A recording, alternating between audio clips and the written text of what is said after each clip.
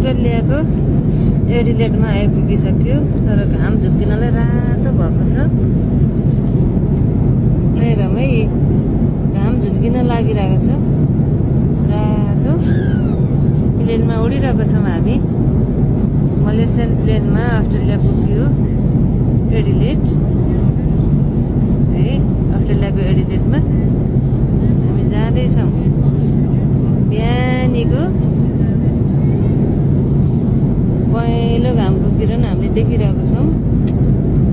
एकदमै रमाइलो दृश्य रहेछ। एकदम मन प्रसन्न भयो। उज्यालोमा हिँड्यौँ घरबाट 1 बजे काठमाडौँ नेपालबाट। यहाँ पनि ठ्याक्कै उज्यालो हुँदाखेरि एडिलेड आइपुग्यौँ। एकदमै खुसी लाग्यो है। हेर्नुहोस् है एडिलेडको घाम झुल्किन लागेको दृश्य। त्यो घामको हो यो, बिहानीको घामको पहेँलो किरण। यो प्लेन हामी उडेको प्लेन। यसो पंखा देखाउँदैछु म झ्यालबाट।